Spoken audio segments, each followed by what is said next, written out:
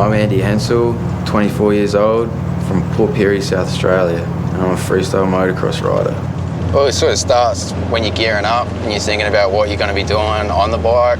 You could go out there and learn like 3 new tricks, but you don't know that, nobody knows that, but unless you try, you jump on, start it up, whatever happens, it's just freedom.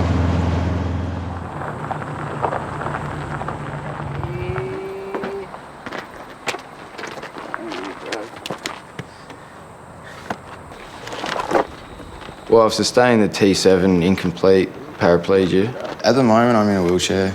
I've got no movement in my legs. Well, the KTM I've got, it's a 2014 model, brand new.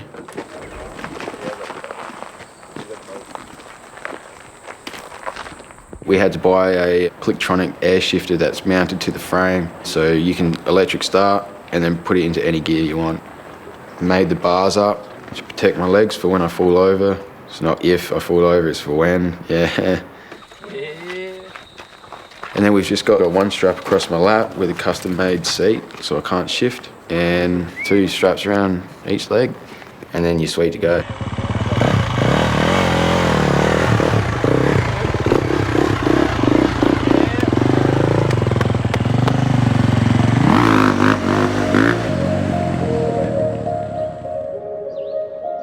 One Christmas, I remember I was really young and Dad bought me a go-kart, so I was stoked on that, come out like, yeah. And then my sister got a push bike, so I jumped on my sister's push bike.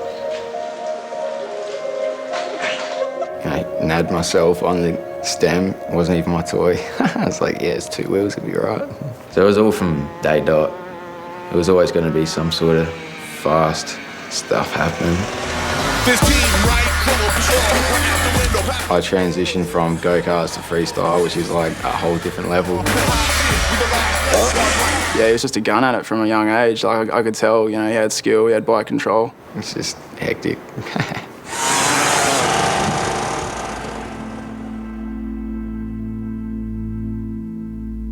I was 18, 19. I moved back down to Moonta, so none of my boys that I rode with lived there. So the bike took a back seat. Instead of riding on the weekends, you'd start drinking with your new mates and have my release in nightclubs or weekends in Adelaide, and ended up, getting in a bit of trouble with the police. 2 of us were arrested for possession of ecstasy, 56 pills. The judge upped it to trafficking, so I ended up with a 2.5-year sentence for my first time offence, which means I spent 12 months with a non-parole period in jail. At that point, I had no idea where Andy's life would go, what track it would take. Going to prison's a big thing, and I didn't know how long he'd be in for. Anything can happen, it can change the person you are. Going through jail, you had so much time being isolated from everything and anyone, so you're thinking, well, I can't do this because it's not the way to live life. Where did I go wrong? It was 2 years ago where I stopped riding. So let's go back to riding. My plan of attack was to get out, straight back to riding, work 6 days. I'm going to compete in freestyle, I'll compete in this. I'll be waking up, go straight to work, straight home, straight to gym, straight out riding.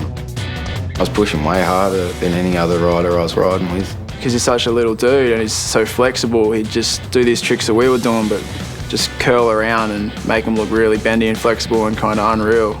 It's just like, man, he got so much bloody natural talent, I just knew I could change the sport. Like, I knew that I could. And within, 7 or 8 months, I was already top 20 in Australia for freestyle.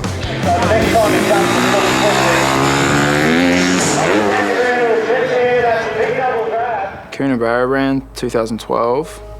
That was the second round of the Australian Freestyle Motocross Championships. And this world-class freestyle motocross course had just been built, and we were the riders to debut it and have the first ride. It was sick. Such a good day riding. I couldn't believe it when I crashed. I just seen Andy come basically hooning past me off the second down ramp and clip the lip and just go dead vert like that. I knew as soon as I left the ramp I was crashing.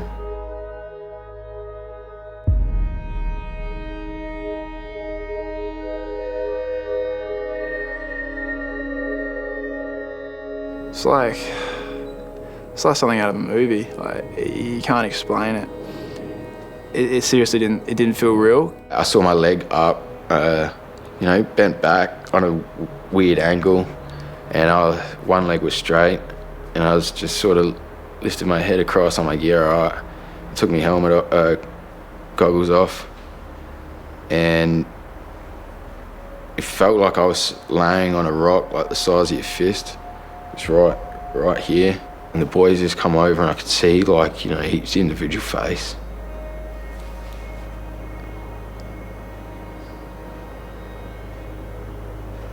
Like, they were just so gutted, and I was scared. Like, just like, dude, I can't feel my stomach, hey, I can't feel my dick, can't feel my legs. Like, I just didn't want it to be real. Just go back to how it was and just keep riding, but yeah, you can't do that, hey. He was laying there in a hospital bed, night after night, thinking about it. That's all he had to do. So it was a tough battle for him to go through and to bring himself out of. It would have taken every bit of energy and positivity he had in him to get on top of those feelings and move forward. It was pretty difficult. He was suffering with loss of half your life, really. Like, half your body's gone, and it's like, well, there goes my future. There's no one telling me I can't do something besides the doctors. They got a water bottle thrown at him to get out of my room. Like, you're never gonna walk, mate. I'm like, yeah, how about you get out? Because you just don't tell me that. You tell me I've got a broken back, but just don't tell me I'm not gonna do something, because that just makes me want to do it more. Yeah, it started to flow from there. Every day in physio, you're facing what you can't do. And I was doing physio every day, OT every day, but then I'd be punching in another physio session by myself, teaching me how to crawl, teaching myself how to kneel up.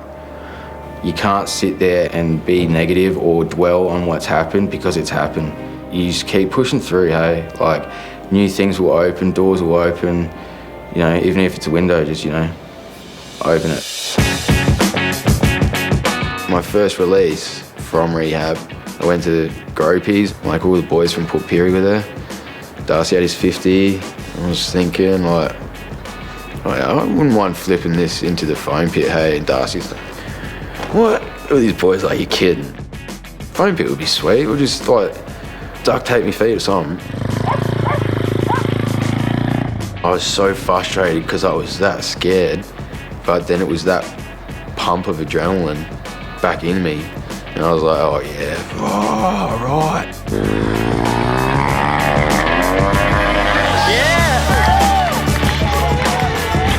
Yeah! The first thing I said, I stuck my head out, took my helmet off, I'm like, it's not even that hard. It's not even that hard. And the boys are like, what do you mean, man? Like, you're broken as, why are you still doing this? And I was like, that's not hard. Like, it's definitely doable on the big bike for sure. And then it was straight back to thinking clear, energetic, on track. Before the crash, Andy always wanted to flip. He was always talking about flipping his bike, and he almost got it a few times, which was pretty cool. But even in the wheelchair, he still wanted to figure out a way to get on a bike and turn it upside down. I was just tunnel vision, let's get all prepped up to backflip this full-size dirt bike and bring it to dirt. Yeah, son!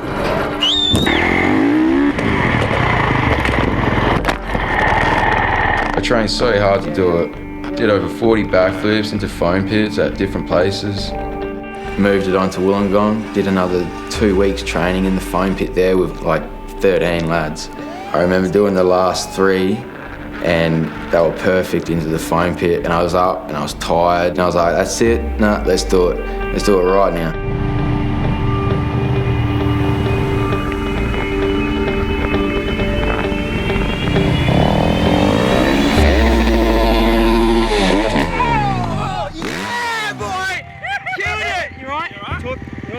I landed 2 wheels down 3 times.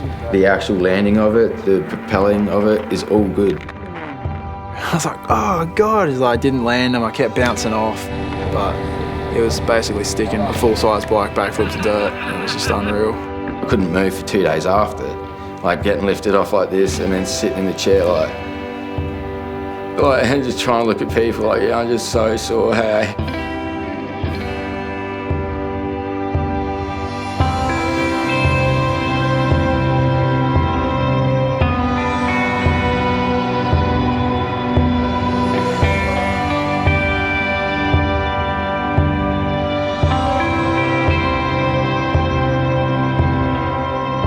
It took a lot of guts and pushing to be able to get back on there and start doing it properly again. Taking the risks of hitting the ramp again, just so it felt like the injury or anything is not going to hold me down.